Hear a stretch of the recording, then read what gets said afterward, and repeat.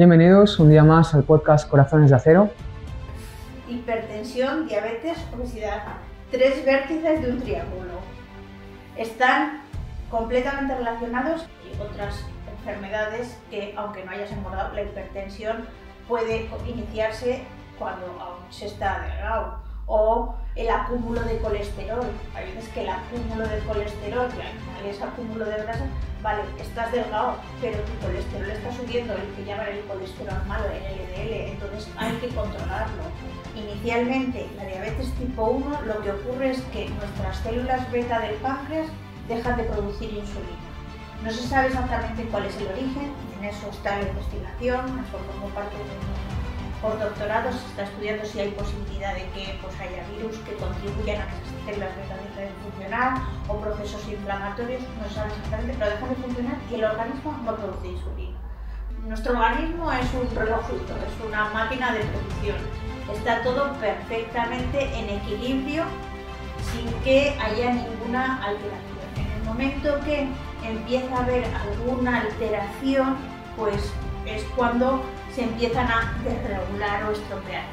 El organismo es capaz de sintetizar la serotonina, entonces, el triptófano es la base, el inicio de la síntesis de la serotonina, con lo cual alimentos ricos en triptófano pueden mejorar la serotonina. Lo primero que tenemos que revisar es nuestra materia prima, que es lo fundamental, que son los animales.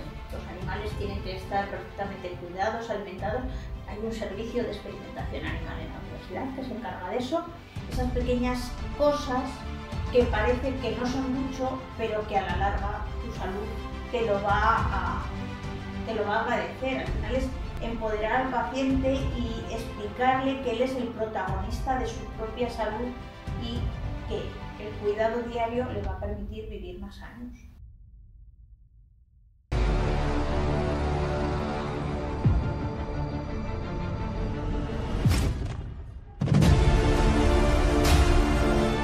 Bienvenidos un día más al podcast Corazones de Acero. Hoy traemos a una invitada diferente porque vamos a abordar el tema de la farmacología, ¿de acuerdo? La invitada de hoy es profesora de farmacia en la USAL. Cuéntanos un poquito más, Miguel. Vamos a abordar temas súper interesantes, hipertensión, diabetes, salud cardiovascular, algo que hoy en día creo que es muy importante debido a la situación que arrastra esta sociedad de cada vez alimentos más procesados, obesidad, sobrepeso, sedentarismo. Todo eso lo vamos a abordar hoy desde un punto de vista práctico y tenemos muchas ganas de hacerlo, así que vamos a ello. Efectivamente, vamos a abordar concretamente la serotonina y el papel que tiene en la salud cardiovascular. Así que sin más dilación, ¿quién es Mónica? Hola, buenos días a todos. Pues yo soy Mónica García Domingo, nací en Burgos, soy burgalesa de nacimiento, pero salmantina de adopción, aunque podemos decir que un poco ciudadana del mundo, porque la parte relacionada con la investigación pues me ha llevado a visitar muchas ciudades, bien viviendo en ellas dentro de los proyectos de investigación, con colaboraciones con otros científicos o en congresos, con lo cual un poco ciudadana del mundo. Cuando acabé bachillerato allá hace unos años ya, pues me planteé qué quería hacer. A mí siempre me había gustado lo relacionado con la salud, pero medicina no me llamaba especialmente la atención y en farmacia vi un punto importante porque tenía la posibilidad de estudiar botánica, todo lo relacionado con las plantas, la fitoterapia, también química y al final pues la atención al paciente con lo que es la farmacia, la farmacología, la atención comunitaria.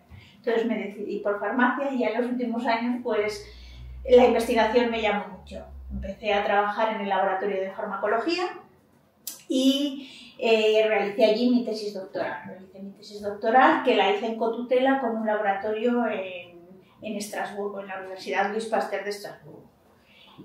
Finalizado ese periodo, pues me fui de postdoc a Bruselas y cuando volví a España, pues la situación científica nunca ha estado fácil, con lo cual al final acabé trabajando en la industria farmacéutica durante unos años hasta que pude volver a la universidad. En 2010 me reincorporé a la universidad, actualmente trabajo allí como profesora titular de farmacología en la Universidad de Salamanca como has dicho tú previamente, y dedico pues parte de mi tiempo a la docencia, formando a los estudiantes de últimos años de carrera en farmacología, que es una asignatura básica para el desarrollo profesional del farmacéutico, y en la parte de investigación pues trabajo en la línea de investigación de los mecanismos serotonérgicos de la serotonina y su influencia a nivel cardiovascular. Actualmente soy la investigadora principal del grupo de farmacología cardiovascular de NEPSAL.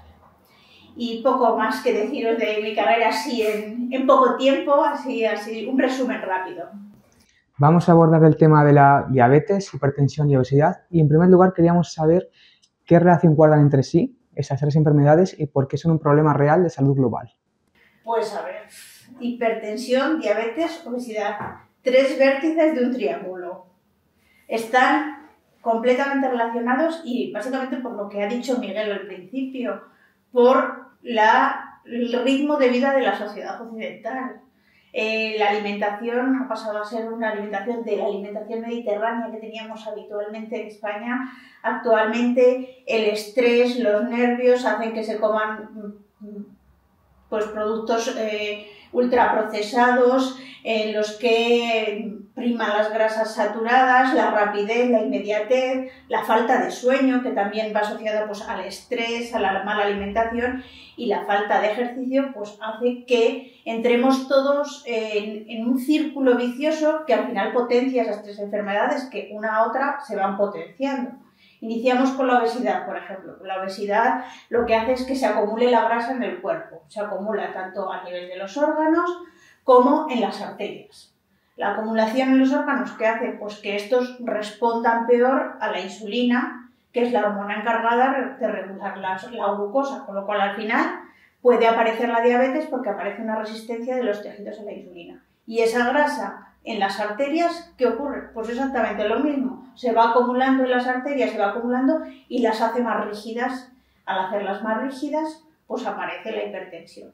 Con lo cual, al final, es todo un círculo vicioso que unas van potenciando a las otras. Por eso decimos que están muy interrelacionadas y que están muy relacionadas con los estilos de vida de la sociedad occidental. De hecho, cuando viene un paciente, yo que soy fisioterapeuta y viene a la consulta, pregunto siempre si tiene alguna enfermedad y, claro, no dice a veces una, sino que es una, otra y otra, y siempre encuentro una relación y, claro, es debido a eso, que todo está interconectado. Sí, porque, inicialmente, decimos obesidad, pero inicialmente empezamos con el sobrepeso y ya el sobrepeso va generando ciertas desregulaciones en el organismo, ciertas alteraciones que van favoreciendo la aparición de hipertensión arterial. Y luego el problema de estas patologías fundamentalmente es las complicaciones que traen a largo plazo, que no se ven, pero van desarrollándose y en el momento que se ven, pues hay veces que ya no tienen solución.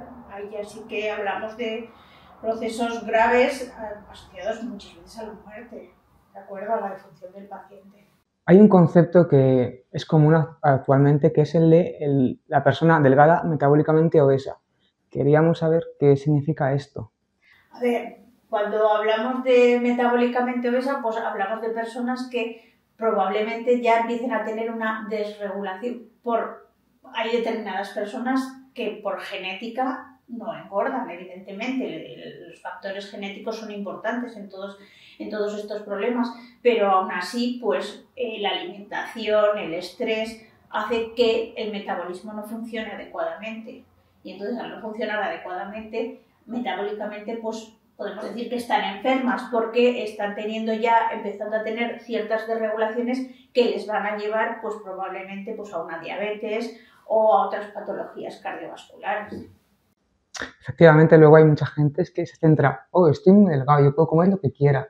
En verdad no es así, ¿verdad? Aunque en apariencia tú estés delgado, por dentro estás... A ver, la delgadez pues es una característica y ya digo que muchas veces eso está asociada a rasgos genéticos, a la genética, pero no eso significa que puedes comer lo que quieres porque no engordo. Hay otras enfermedades que, aunque no hayas engordado, la hipertensión puede iniciarse cuando aún se está delgado, o el acúmulo de colesterol. Hay veces que el acúmulo de colesterol, que al final es acúmulo de grasa, vale, estás delgado, pero tu colesterol está subiendo, el que llaman el colesterol malo, el LDL, entonces hay que controlarlo.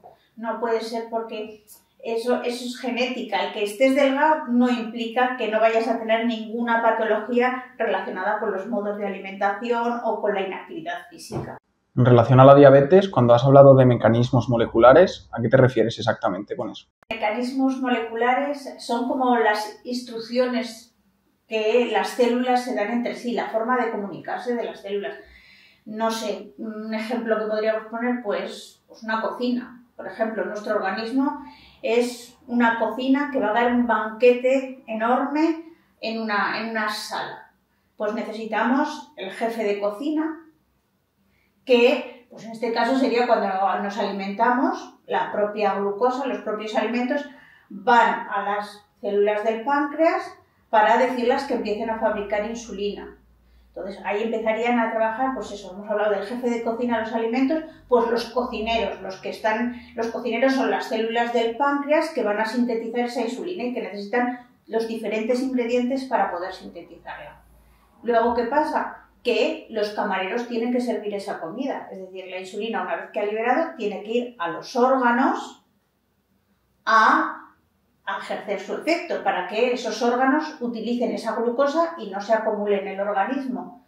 Entonces los camareros tienen que estar perfectamente ordenados, ir a los diferentes órganos para poder ejercer esa acción de servir la comida. Entonces estamos en una cocina que está perfectamente. Nuestro organismo es esa cocina, perfectamente. El jefe de cocina, los cocineros con los ingredientes y los camareros. ¿Qué pasa? Esos son todos los mecanismos moleculares, por decirlo de alguna forma. ¿Qué pasa? Pues que la diabetes, esos mecanismos se alteran. Entonces, bien los cocineros no mezclan bien los ingredientes y entonces la insulina no se secreta, o bien los camareros no sirven bien porque empieza a haber determinados mecanismos que se han alterado. Entonces, si no sirven bien, los órganos no son capaces de utilizar esa glucosa. Entonces, es un poco un símil con una cocina. Esos son los mecanismos moleculares, son esas instrucciones pequeñas que las células van dando van dando entre sí y van permitiendo que se comuniquen para poder conseguir que nuestro organismo funcione perfectamente. En el momento que hay alguna cosa que no va, nuestra cocina se desregula, faltan cacharros, faltan ingredientes, entonces deja de funcionar bien. Entonces es ahí cuando hablamos de que en la diabetes se alteran esos mecanismos moleculares. ¿Qué diferencias brevemente existen entre la diabetes tipo 1 y la tipo 2? A ver, son dos enfermedades, es verdad que se engloban dentro de diabetes, porque el problema es que el organismo no regula bien la glucosa que tiene, no regula la glucemia, los niveles de glucemia en el organismo, pero son muy diferentes en el origen. Inicialmente, la diabetes tipo 1, lo que ocurre es que nuestras células beta del páncreas dejan de producir insulina.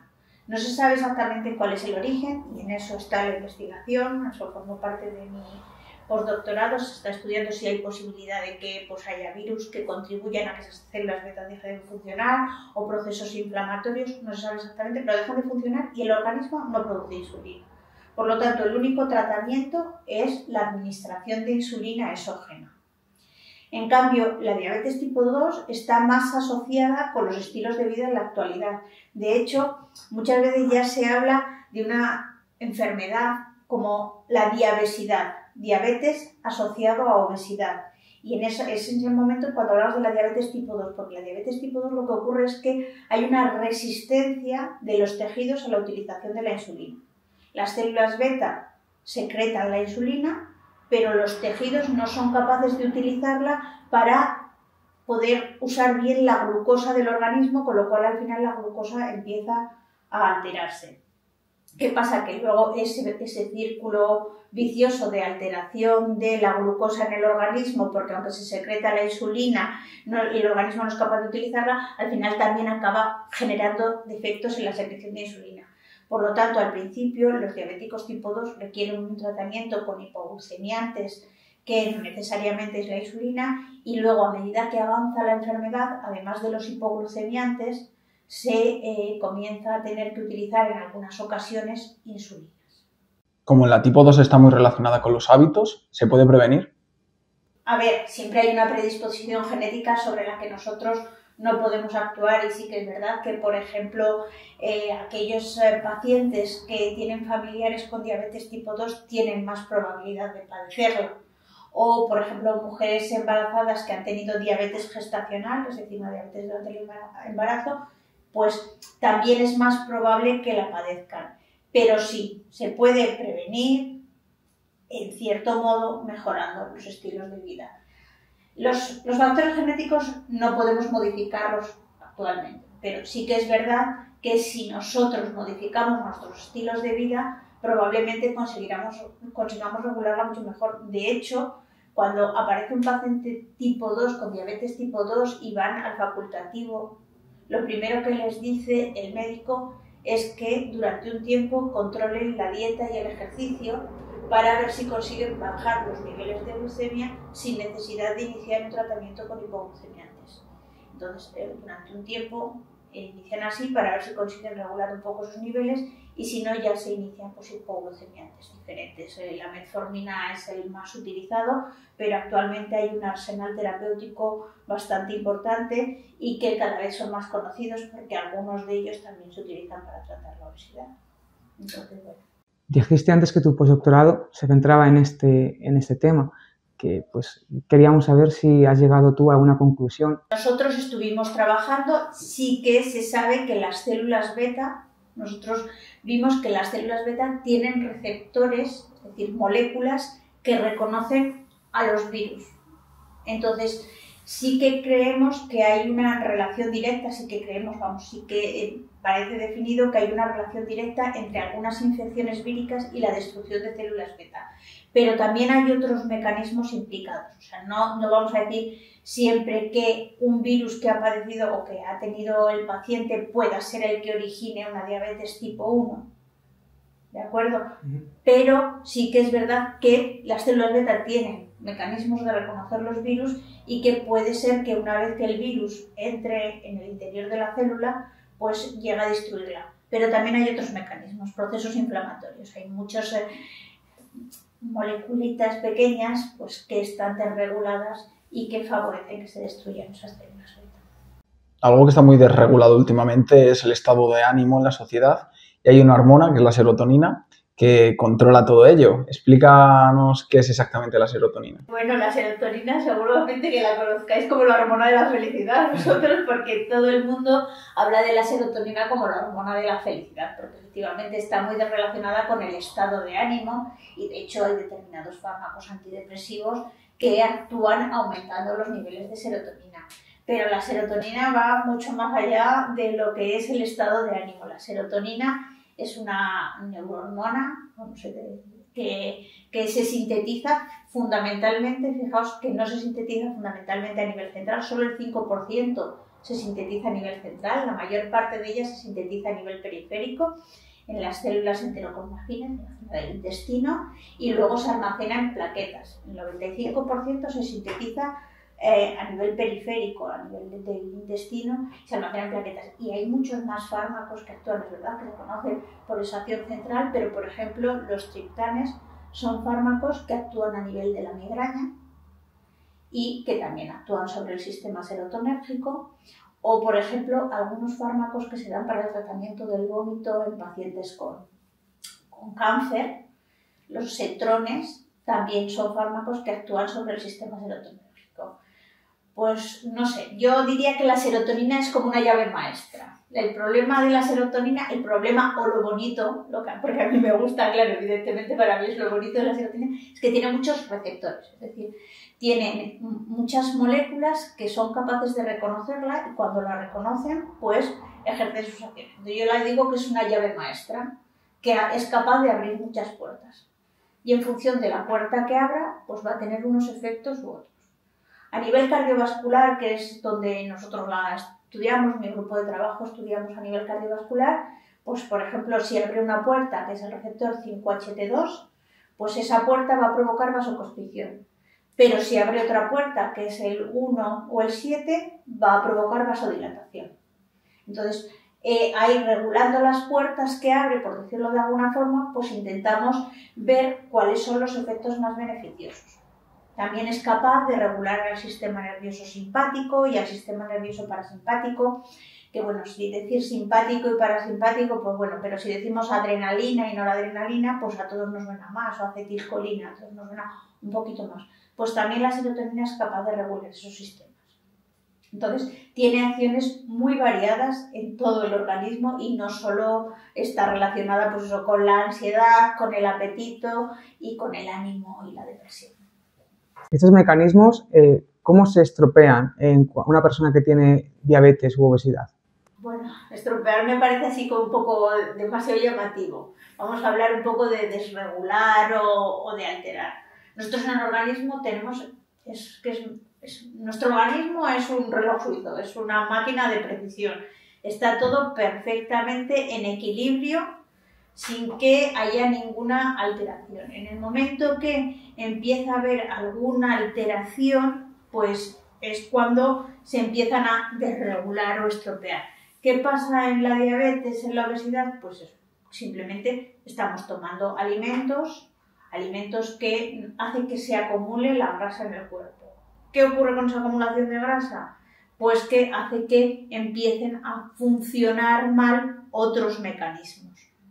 Y entonces, lo hemos comentado un poco antes, al final acumulamos grasa visceral y el organismo no es capaz de responder adecuadamente. Entonces, no se secretan aquellas sustancias que son necesarias, aquellas moléculas que son necesarias para que se lleve y se utilice adecuadamente la glucosa. Además de eso, pues al no utilizarse adecuadamente la glucosa, también comenzamos a tener problemas a nivel cardiovascular. Y al haber más grasa, esos problemas a nivel cardiovascular se van agravando. Y el organismo pues responde, por ejemplo, entre otras cosas, con un aumento de la actividad simpática, un aumento de la adrenalina y noradrenalina circulante. Eso está demostrado, que todas estas patologías al final llevan a una hipertensión, a patologías cardiovasculares que producen un aumento de la actividad del sistema nervioso simpático, que haya más adrenalina y noradrenalina. ¿Y qué pasa? Pues que al final todos esos pequeños mecanismos que se van produciendo acaban dando lo que son las complicaciones de la diabetes. Hablamos de retinopatía diabética, problemas oculares, hablamos del pie diabético, problemas a nivel que lleva, por ejemplo, eso se produce porque hay una vasoconstricción excesiva en las extremidades, otros problemas cardiovasculares que pueden poner, pequeñas problemas micro y macrovasculares a nivel cardíaco. Entonces, al final, todos esos pequeñitos moléculas que van modificándose en el organismo hacen que con el paso del tiempo surjan las denominadas complicaciones de la diabetes, entre las que se encuentran todas las vasculares que os he dicho o la del sistema nervioso simpático, que entre otros, porque es lo que se denomina la neuropatía diabética, es decir, alteraciones en ese sistema que hace que tengan, aparte de regulado el sistema nervioso simpático, pues que también puedan tener más dolores, que aparezcan ciertos dolores. Sin necesidad de ingerir medicamentos, ¿cómo podemos aumentar nuestros niveles de serotonina? ¿O esa que tenemos que funcione de una manera correcta? A ver, el aumento el organismo es capaz de sintetizar la serotonina. Entonces, a ver, el triptófano es la base, el inicio de la síntesis de la serotonina. Con lo cual, alimentos ricos en triptófano pueden mejorar la serotonina. O hay quien habla ya de suplementos con triptófano para mejorar la síntesis de serotonina. Pero evidentemente si nosotros mantenemos, es lo que parece que me estoy repitiendo aquí, pero es que es el mantener una dieta equilibrada, un ejercicio físico adecuado, es el que nos hace que todos estos elementos, que nuestro mecanismo del organismo siga funcionando como un reloj suizo, es decir, que nada de eso se desregule. Como en la actualidad, pues nuestro estrés, nuestra falta de sueño, nuestra forma de vida al final ha cambiado, pues muchas veces lo que hacemos es ingerir suplementos para poder. ¿El estrés cómo repercute a nivel de la serotonina? ¿Tiene un efecto directo sobre ella que la altera o no, o es una consecuencia? A ver, está muy relacionada, la serotonina está muy relacionada con la ansiedad, con alteraciones de la ansiedad. Entonces, y con la depresión, al final se desregulan los niveles.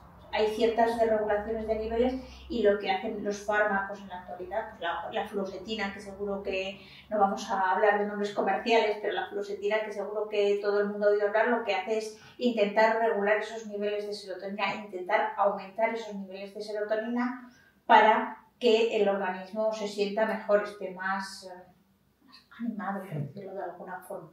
Entonces, bueno, no sé si es eso lo que me querías preguntar o te referías a eso o a otra cosa. Sí, y el resumen es ese, volver a lo lógico, al sentido común de una dieta mediterránea, la mediterránea que siempre decimos. El otro día escuché yo un estudio que decía eso, que la dieta mediterránea era la mejor del mundo, la más recomendada para la longevidad, para vivir una vida, aparte de longeva, con buena calidad, pero, como bien has dicho, se está alterando por un tema de la sociedad hacia donde está tendiendo a ir y de todo menos mediterránea, yo veo. Claro, sí, es de todo menos, y entonces es verdad que ahora tendemos a utilizar pues muchos suplementos que hacen que intenten, pues eso, como su propio nombre indica, suplir las carencias de determinadas sustancias que no tomamos en dieta al final. Queríamos saber también cómo se investiga esto en laboratorio, así como tú personalmente es un día a la hora de investigar. A ver, bueno, yo creo que lo primero que os voy a decir es que antes de llegar a la clínica, y voy a decirlo desde una perspectiva claramente investigadora, antes de llegar a la clínica se necesitan estudios preclínicos. Y los estudios preclínicos se hacen pues, en líneas celulares, en órganos aislados, pero es necesario los modelos animales. Hay que utilizar animales, modelos in vivo con animales, para poder evaluar la eficacia y la seguridad de los fármacos antes de que lleguen a la clínica. Actualmente el uso de modelos animales está muy controlado. Cada proyecto que nosotros tenemos lo tenemos que pasar por el Comité de Ética en la Investigación de la Universidad de Salamanca y luego tiene que ser aprobado por la autoridad pertinente, la Junta de Castilla y León o el Ministerio, ¿de acuerdo? Entonces, todo esto, los modelos animales son totalmente necesarios para poder llegar a la clínica. Y luego, otra cosa, antes de decir el día a día en un laboratorio, lo que hacemos nosotros a diario, es el trabajo en equipo. Es totalmente fundamental trabajar en equipo. Hay que tener coordinación, hay que tener comunicación y confianza. La investigación no siempre es fácil, no es una línea recta, o sea, no es un camino recto, es una montaña en la que además hay curvas, entonces hay momentos fáciles y difíciles. Entonces el apoyo del equipo es fundamental. Y ahí nuestro equipo, no somos un equipo muy grande, no somos un equipo de trabajo muy grande, pero nuestro equipo de trabajo lo tiene por encima de todo. El bienestar de los que estamos trabajando dentro del equipo es fundamental antes de todo lo demás. Y la confianza para poder contarnos las cosas y decirnos pues cómo va o bueno, pues yo he tenido una idea que igual es mejor que la tuya. Hay que tener también confianza para eso. Entonces, en base a eso, pues el día a día en el laboratorio, pues nosotros, a ver, ya sabéis que os acabo de comentar que lo combinamos con la docencia, entonces bueno, hay una combinación docencia e investigación, pero bueno, pues lo primero que tenemos que revisar es nuestra materia prima, que es lo fundamental, que son los animales. Los animales tienen que estar perfectamente cuidados, alimentados. Hay un servicio de experimentación animal en la universidad que se encarga de eso y luego pues nosotros también, con aquellos que vamos a utilizar, pues los revisamos para ver que están adecuadamente. Luego también tenemos que poner a punto todos los instrumentos, todo el instrumental. Utilizamos máquinas para medir la presión arterial, la frecuencia cardíaca en los animales. Entonces, todo el instrumental y todos los fármacos y las diluciones que vamos a hacer. Eso es lo primero que hacemos al llegar al laboratorio. Luego, pues hacemos la operación quirúrgica necesaria para estudiar lo que estamos haciendo, administramos los fármacos y una vez que hemos acabado, eso es una operación, es muy precisa, evidentemente, estamos trabajando con animales relativamente pequeños, entonces es una operación precisa y luego ya, una vez que acaba esa parte, lo que tenemos que hacer es pues revisar los datos que hemos obtenido con análisis estadísticos y ver si los fármacos o las sustancias que estamos administrando producen realmente las modificaciones que nosotros pensamos que van a producir. Y luego ya la parte final del trabajo en el laboratorio es que esos datos tienen que ser publicados. Por eso digo que no siempre es fácil, porque eso es el día a día y para poder hacer análisis estadísticos tenemos que tener muchos experimentos, luego todo eso tiene que, el idioma de la ciencia es en inglés, todo eso tiene que ir en inglés a revistas científicas que tienen que ser revisadas por pares para que te puedan aceptar si esa investigación consideran que es adecuada para esa revista. Entonces, pues por eso digo que el día a día es ciertamente complicado porque hay momentos en que los experimentos salen perfectamente y todos vamos en el buen camino, pero hay días, épocas en las que es más complicado y pues a veces se atasca algún experimento, no sale, el diseño hay que cambiarlo un poquito para que salga. Entonces, bueno, por eso el trabajo en equipo es fundamental y la confianza entre los miembros del equipo es básica. No sé si con eso te he contestado un poco a lo que es el día a día en nuestro laboratorio o necesitáis que queréis saber alguna cosa más. A día de hoy, ¿estáis con alguna investigación en concreto? Y de ser así, ¿nos la puedes explicar? Las enfermedades cardiovasculares, volvemos otra vez sobre ellas, son la primera causa de muerte en mujeres. En hombres han pasado a ser la segunda, el año pasado. Antes era la primera, en España, estoy hablando en España, antes era la primera causa de muerte tanto en hombres como en mujeres. Desde el año pasado en hombres se ha visto superada por los tumores, por muy poquito, pero se ha visto superada, pero en mujeres sigue siendo la primera causa de muerte. Entonces, hasta ahora, la investigación siempre había un sesgo de sexo.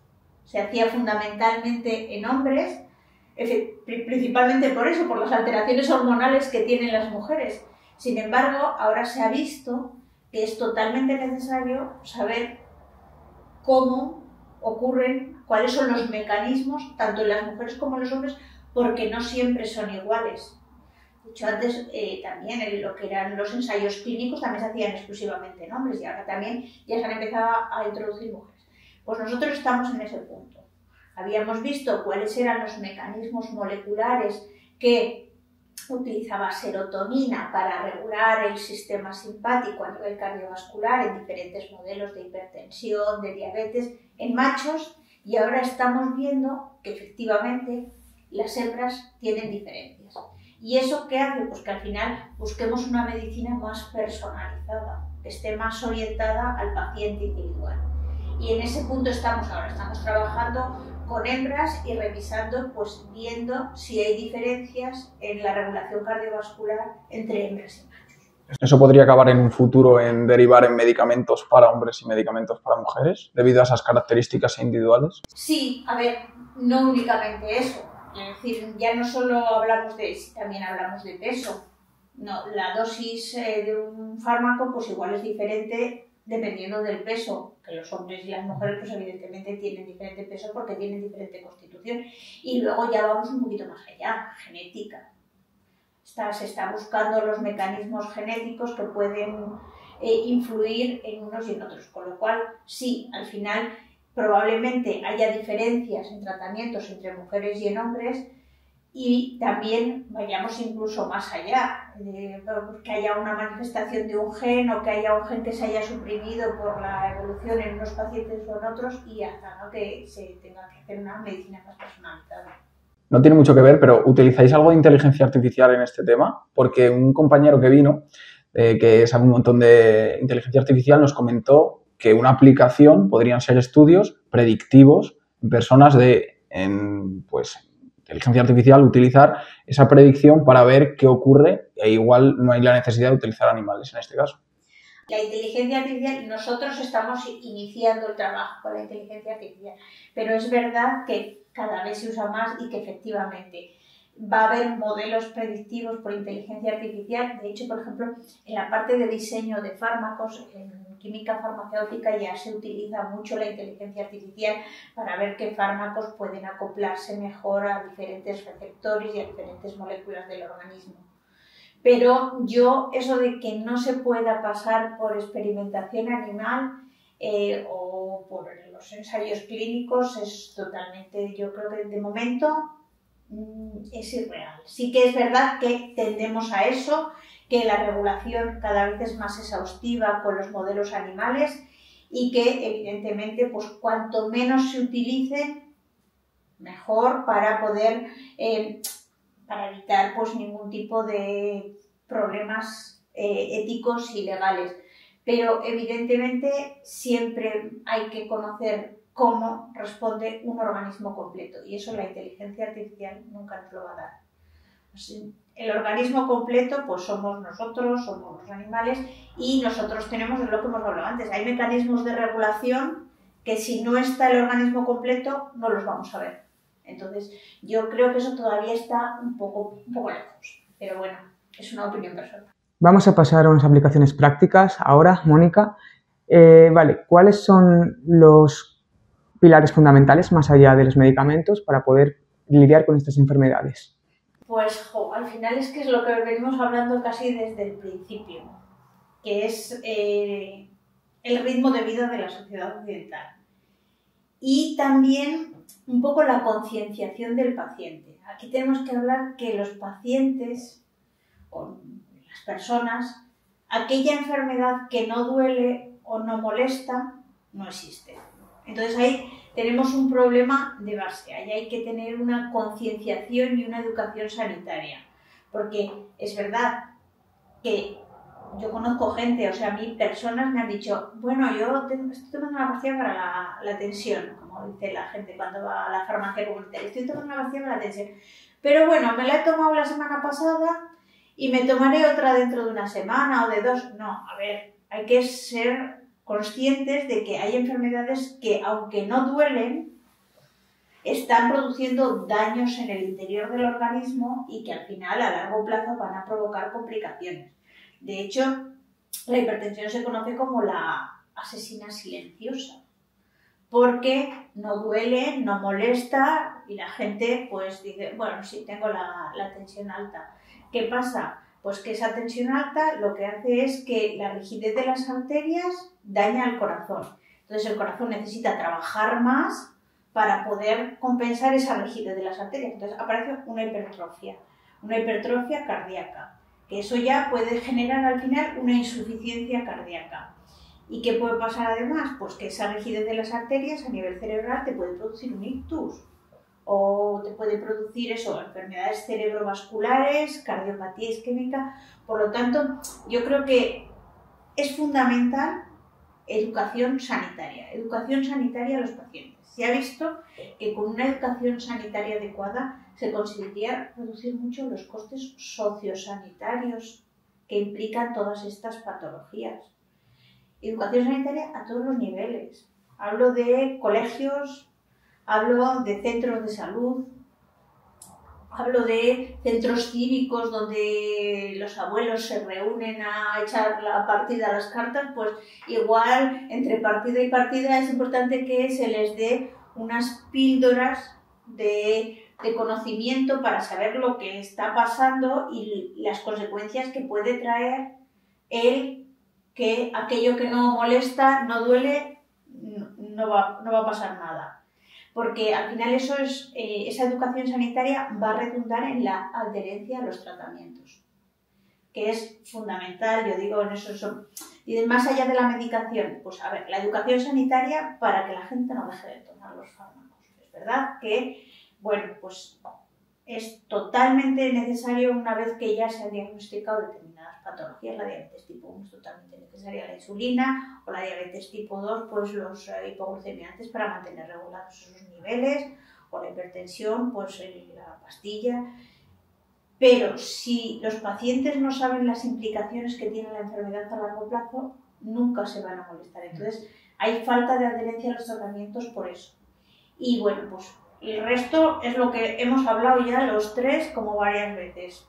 Dieta mediterránea, fundamental. Una dieta equilibrada, evitar los ultraprocesados en los que, ay, que no me da tiempo a llegar a casa a comer, me cojo esto y me como un sándwich a lo mejor. Un sándwich lo mejor que te puedes comer, pero me como un sándwich o eso. Dedicarse un poco de tiempo a sí mismo.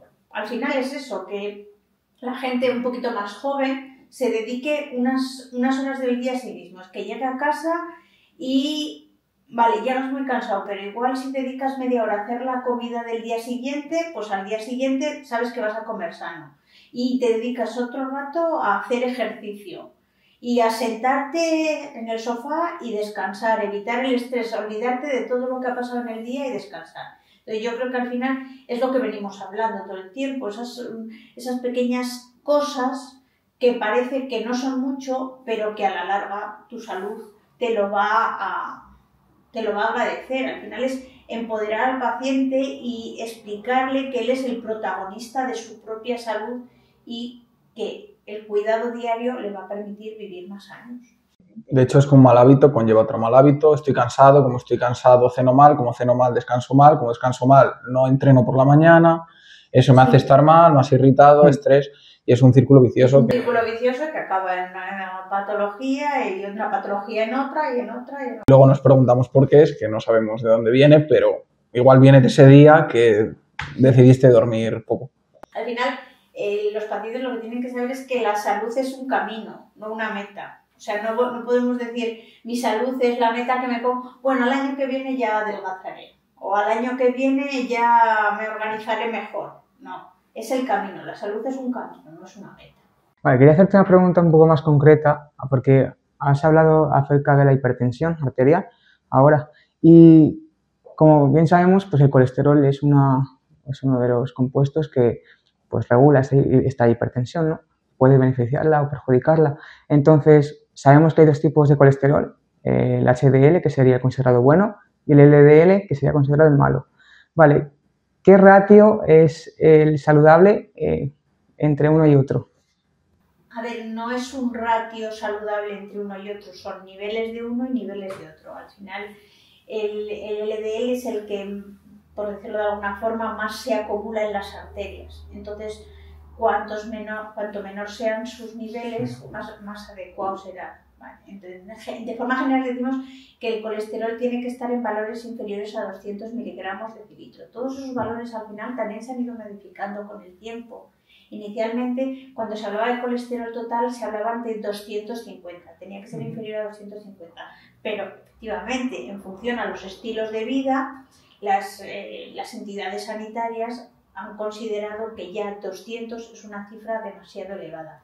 Entonces, no es que tenga que haber un ratio, es que hay que buscar una disminución del colesterol que se acumula en las arterias. Entonces, el LDL tiene que disminuir y el colesterol total también, ¿vale? Nos gustaría ponerte un caso en concreto. Imagínate que yo esta tarde voy al médico y después de un largo proceso de evaluar qué me pasa, me diagnostican de diabetes tipo 2. Y además me han hecho un análisis, ven que tengo la tensión alta, un análisis exhaustivo mío. ¿Qué me dirías? ¿Qué consejos me darías? Yo diría que no hay que preocuparse, hay que ocuparse. O sea, sería un mensaje de tranquilidad. Bueno, pues evidentemente sí que estás enfermo, pero con esa tranquilidad tienes que ir tomando conciencia de cuál es la patología y cuáles son las cosas que puedes hacer desde tu perspectiva de paciente para intentar mejorarlas. O sea, que al final eso es no preocuparse y sí ocuparse. Un mensaje de tranquilidad, bueno, sí, ¿verdad? Tienes una patología que es crónica, pero que si tú eres capaz de regularla, eres responsable, tomas conciencia de ella y de cuáles son los hábitos que tienes que modificar para que esas patologías no vayan a más y no presenten complicaciones a futuro, pues vas a poder vivir tranquilamente con ellas sin ningún tipo de problemas. Es lo que hemos dicho antes. A ver, la salud es el camino, no es la meta. Entonces, eso es tranquilidad. Bueno, pues sí, pero no hay que, ay, ahora mismo, ay, ¿qué me va a pasar? Bueno, no, tranquilidad, pero responsabilidad. Tomas conciencia, evalúas la situación, cuáles son los hábitos que puedes cambiar y evidentemente hacer caso a los profesionales sanitarios. Si nos dicen que hay que tomar un comprimido al día, pues tomamos un comprimido al día de lo que sea para tratar la hipertensión, para tratar la diabetes, porque evidentemente la adherencia a esos tratamientos está visto que es fundamental para mantenerlos. Si queremos mantener los niveles de glucemia y con un comprimido al día conseguimos mantenerlos y evitamos esos picos que son los que van a producir complicaciones, picos de glucosa que van a producir complicaciones a largo plazo, pues mejor tomarlo. Pero luego, pues eso, las adherencias a los tratamientos, yo vuelvo, ya sé que incido mucho sobre ello, pero es que es muy importante, porque luego te encuentras a la típica persona y dices, no, pero mi amiga me dijo que si cogía esta planta que estaba aquí en el jardín, me iba a venir mejor. Es que es verdad, ¿no? Entonces, bueno, pues a ver, una vez que ya tenemos un diagnóstico y un protocolo estandarizado con el tratamiento, lo ideal es mantenerse. Pero bueno, yo te diría que no te alarmes, que se vive y se vive bien con las patologías siempre y cuando nosotros pongamos de nuestra parte. Preguntas que me vendrían a mí como paciente es, uno, ¿es reversible si empiezo a cuidarme al máximo todos mis hábitos? Y dos, otra cosa que me vendría es, si ya me voy a tomar medicación, ¿para qué voy a cuidar mis hábitos? A ver, no. A ver, ¿es reversible? Pues dependiendo de lo que estemos hablando.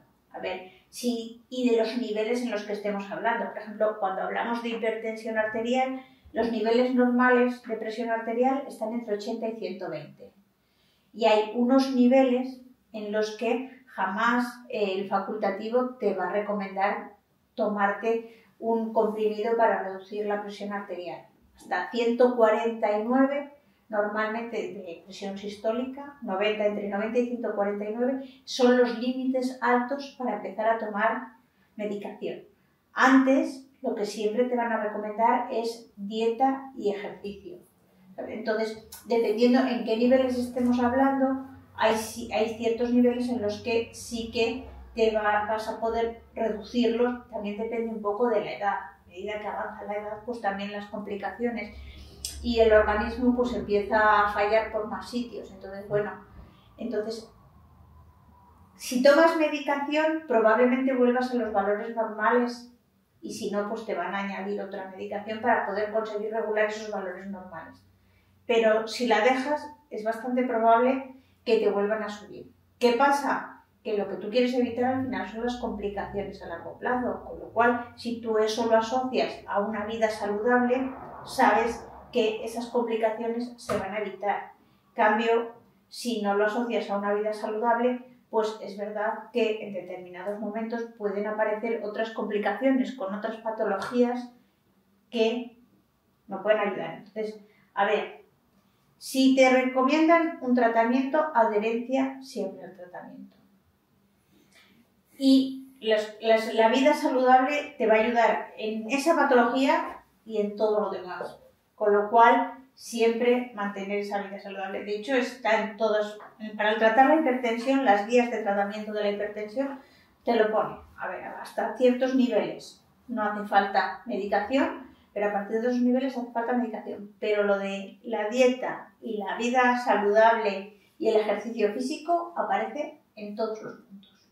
Y si con la medicación logramos controlar esos picos de hipertensión y ya es una tensión normal, ¿tengo más riesgo que una persona que la tiene normal sin necesidad de esa medicación? Claro, reduces el riesgo. Todo depende también de los periodos anteriores. Es decir, cuánto tiempo llevas con hipertensión y si ya ha empezado a haber daño en algún órgano, si ya ha empezado a haber daño visceral.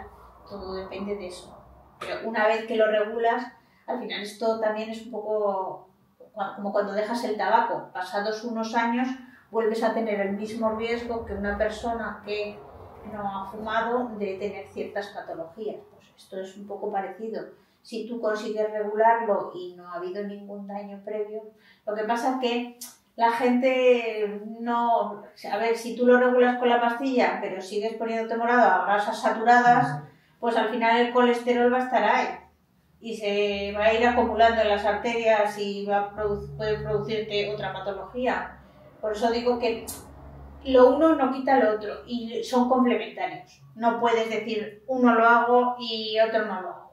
Tenemos que mantener los dos para evitar otras complicaciones. Pues la presión igual la tienes muy bien porque estás tomándote la medicación adecuadamente. Pero si te estás poniendo eso, ciego a grasas saturadas, pues al final el colesterol se va a ir acumulando igual. Me has convencido. Es un paliativo. La vida da que era mentira. Sí, ¿verdad? Estoy segurísimo. Claro, vale. Con vistas al futuro, ¿cómo avanzan estas líneas de investigación farmacológica en estas áreas?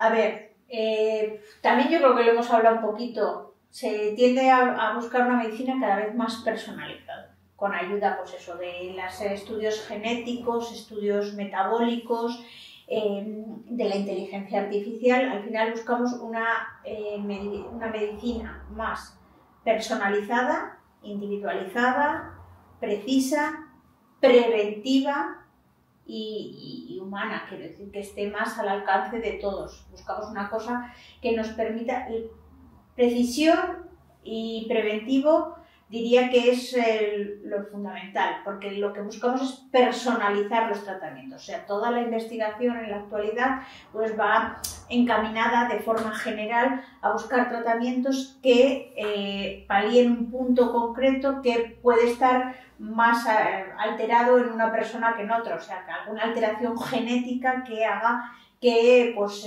tenga más tendencia a padecer hipertensión arterial. Entonces, actuar sobre ese punto. Una cosa mucho más personalizada. Hacia ahí van los tratamientos en la actualidad. Y a nivel personal, ¿tienes algún proyecto entre manos que nos quieras mencionar que sea importante para ti? Bueno, a nivel personal yo no quiero hablar, yo hablo de grupo, nuestro grupo de trabajo, y es en lo que estamos trabajando ahora. Estamos trabajando en determinar cuáles son los mecanismos moleculares que ocurren en las hembras, a diferencia de los machos, por los que serotonina es capaz de regular el sistema cardiovascular, tanto en personas normales, cuando digo normales quiero decir sin ninguna patología, como en personas que tienen ya una patología cardiovascular, como es la hipertensión o como es la diabetes. Entonces ese es mi proyecto, pero aquí sí que voy a, si me dejáis meter una puñita,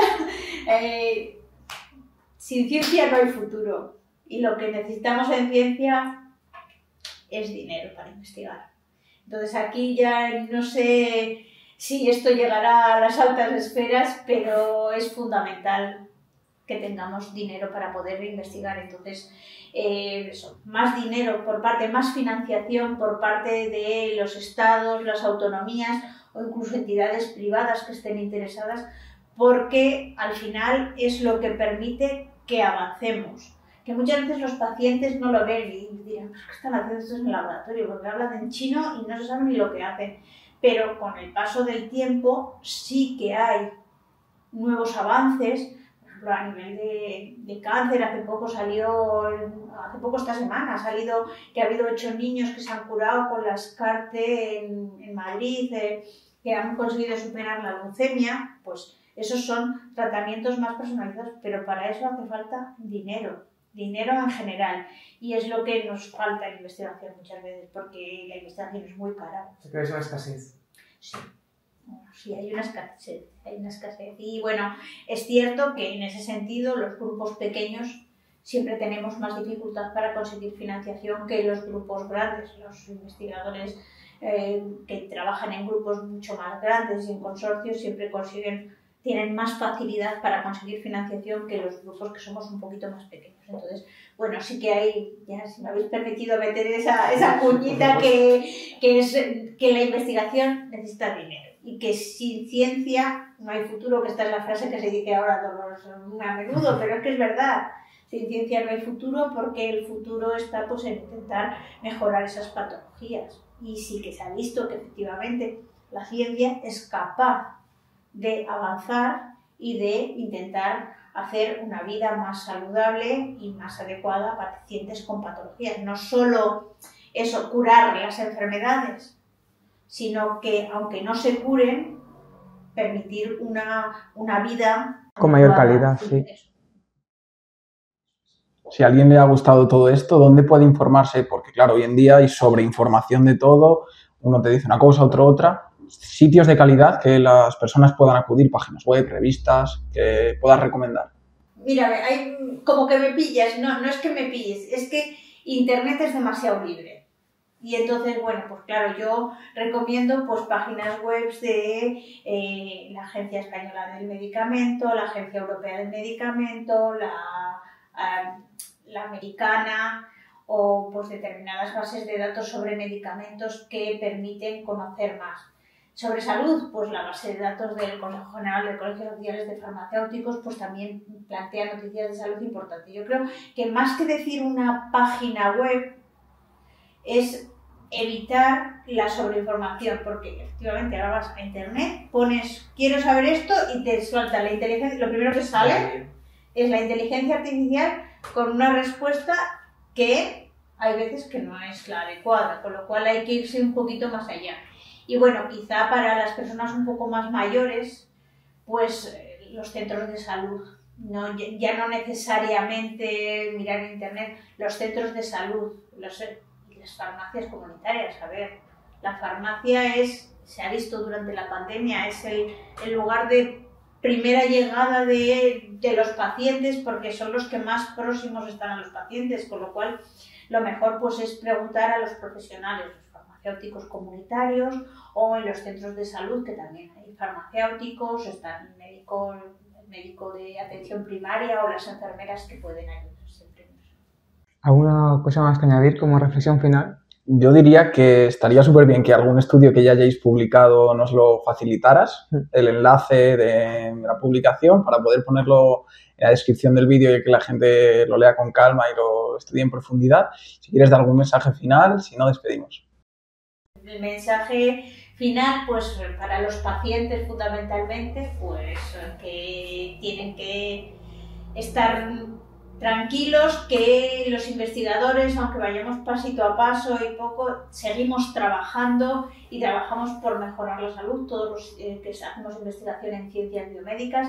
Entonces, que un mensaje pues eso, de tranquilidad, de hacer las cosas bien. El sistema sanitario funciona muy bien, los profesionales sanitarios están muy bien formados, entonces tienen que ir viendo y ir pensando, para los pacientes tienen que ver que la investigación avanza y tienen que tener confianza en su profesional sanitario, en todo el círculo de profesionales sanitarios. Para mí es fundamental.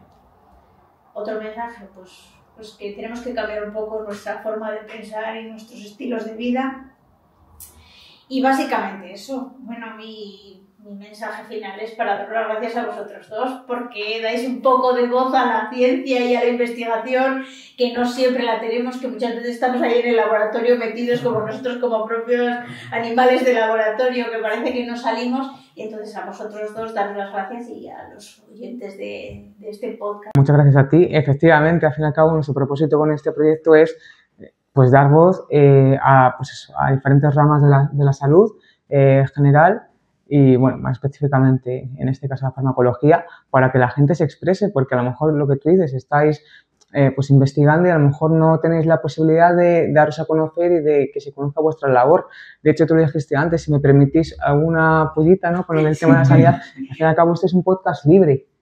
Aquí permitimos que vosotros expreséis y que pues, manifestéis vuestras inquietudes, que al fin y al cabo es lo que nos hace más humanos y más libres.